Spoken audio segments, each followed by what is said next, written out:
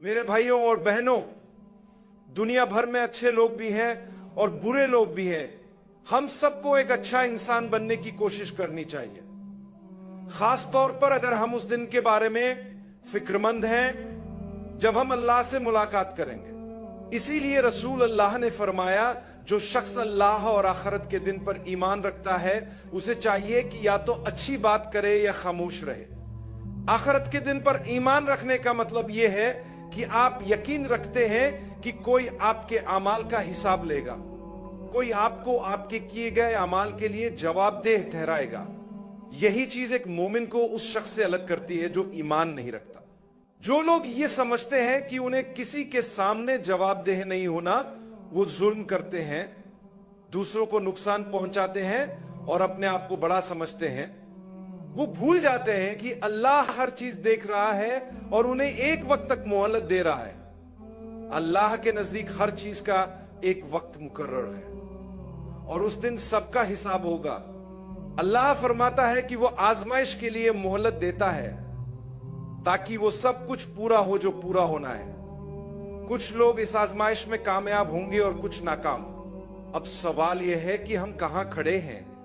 आप अल्लाह पर ईमान रखते हैं और आप हिसाब किताब के दिन पर ईमान रखते हैं, तो आप दूसरों को नुकसान नहीं पहुंचाएंगे, उन्हें गालियां नहीं देंगे, उनकी गीबत नहीं करेंगे, और इस सबसे ज्यादा अहम बात यह कि आप अल्लाह की इबादत करेंगे।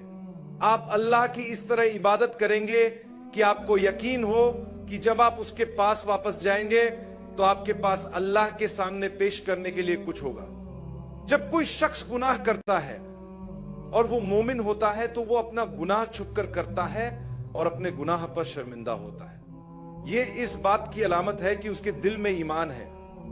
वो इसके बाद अल्लाह से माफी मांगता है कि ए अल्लाह, मुझे माफ कर दे, मैं इंसान हूं, इंसानी फितरत की वजह से मुझसे गलती हुई। ये ईमान की निशानी है। ये इस बात की दलील है कि आप अल्लाह पर यकीन रखते हैं। लेकिन अगर कोई ऐसा शख्स हो जिसे गुनाह करने की परवाह ना हो, वो इसके बारे में सोचता भी ना हो, खुल्लम खुल्ला गुनाह करे और मुसलसल गुनाह करता रहे, ना उसे कोई शर्मिंदगी हो और ना ही कोई रुकावट, बल्कि दूसरों को भी गुनाह की तरफ माइल करे, तो ये एक खतरनाक सूरत हाल है। यही वो बात है जिसके बारे में अल्लाह हमें अपने नबी सल्लल्लाहु अलैहि वसल्लम के मुबारक लबों से बताता है। आप फरमाते हैं, लोग खैर पर कायम रहेंगे जब तक वो खुल्लम खुल्ला गुनाह नहीं करेंगे और एक दूसरे को उसकी तरगीब नहीं देंगे। अगर गुनाह इंसानी कमजोरी की वजह से हुआ और आपने अल्लाह से माफी मांगी, तो क्या ये इस बात की निशानी नहीं है कि आप जानते हैं कि एक दिन आपको अल्लाह की तरफ लौटना है।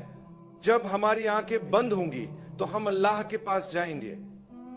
क्या आप जानते हैं कि वो लोग जो मौत से हद से ज्यादा डरते हैं, असल में वो अल्लाह की रहमत पर यकीन नहीं रखते, क्योंकि मौत तो अटल है, वो आपको और मुझे जरूर आएगी। इससे न डरे, आप एक बेहतर जगह पर जा रहे हैं। एक खूबसूरत मिसाल पेश करता हूं। मैंने अपनी बात यह कहकर शुरू की कि दुनिया में अच्छाई और बुराई दोनों मौजूद हैं।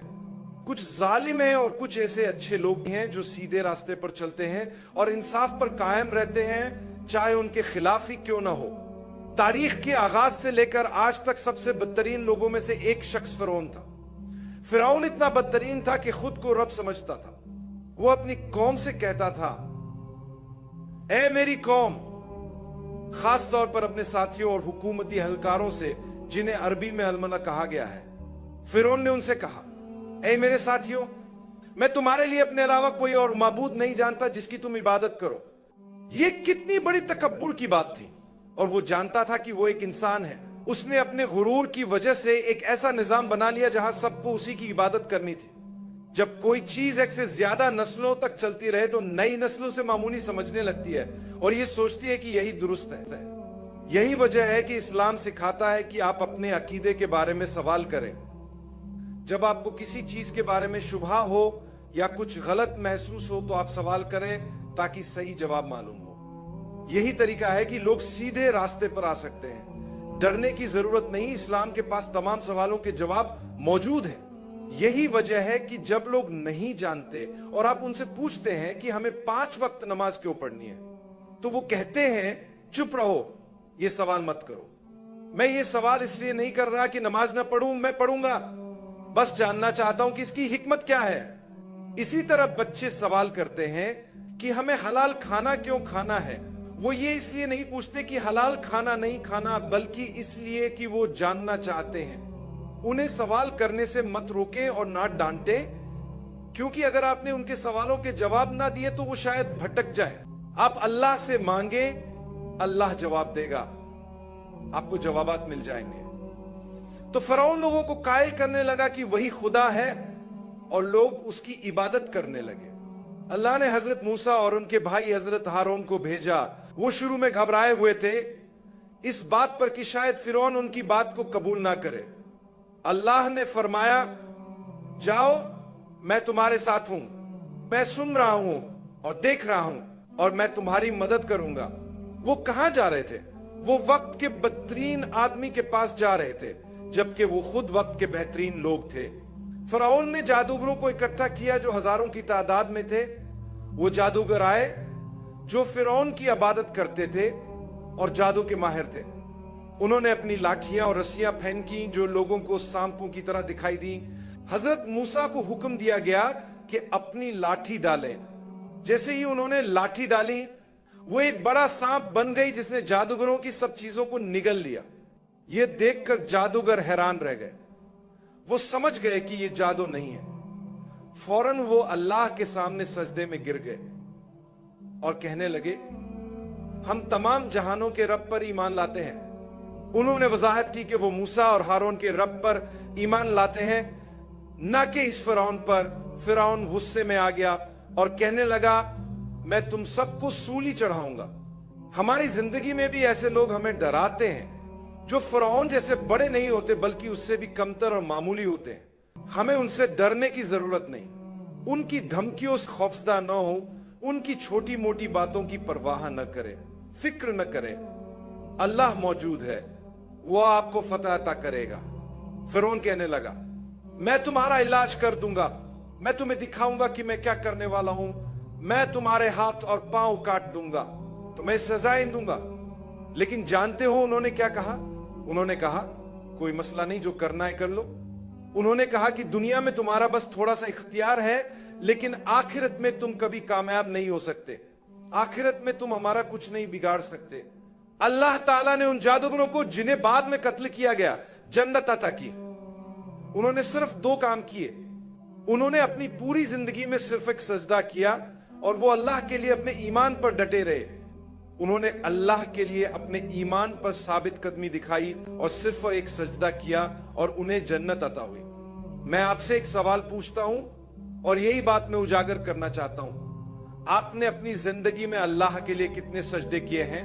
कि कितनी बार आपने अल्लाह के लिए आंसू बहाए हैं? कितनी बार आपने गुनाह किया और फिर अल्लाह के लिए तौबा की?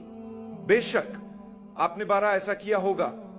अल्लाह की रहमत से मायूस न हो, यह अमल आखिरी सांस तक जारी रखे। अगर आप अपने आखिरी वक्त तक सीधे रास्ते पर रहे तो खुशखबरी है आपके लिए, लेकिन अगर आप ऐसा न कर सके तो यह बहुत बड़ा नुकसान होगा। और जहां तक जालिमों की बात है, वो कुछ नहीं हासिल करेंगे। वो धमकियां देते रहेंगे और शायद वक्ती तौर पर कुछ नुकसान पहुंचा भी दे, लेकिन हमेशा के लिए वो कभी कामयाब नहीं हो सकते। उन जादूगरों को देखें, उन्होंने फिरौन से कहा, कोई बात नहीं, जो करना है कर लो, तुम हमें सिर्फ इस दुनिया में नुकसान पहुंचा सकते हो। अल्लाह की रहमत से कभी मायूस ना हो। आज दुनिया भर में जो हालात हैं, लोग कहते हैं चीन के लिए दुआ करें, अफगानिस्तान के लिए दुआ करें, पाकिस्तान के लिए दुआ करें, सूडान के लिए दुआ करें। यह फेहरिस्त खत्म नहीं होती। हम जहां भी देखें, लोग मुश्किलात और तकलीफों में मुब्तला हैं। इससे निकलने का वाहिद रास्ता यह है कि हम वही की तरफ वापस जाएं, देखें कि अल्लाह ने क्या फरमाया है, उन मिसालों को समझें और अंबिया के किस्से पढ़ें। ये किस्से सिर्फ सोने से पहले मजे लेने के लिए नहीं है, बल्कि इनमें हमारे लिए सबक है ताकि हम अपनी जिंदगियों को बेहतर बना सके। हमें यकीन रखना चाहिए कि अल्लाह हमारी हिफाजत करेगा। जब भी हम पर कोई मुसीबत आए, उसे सब्र और शुक्र के साथ कबूल करें।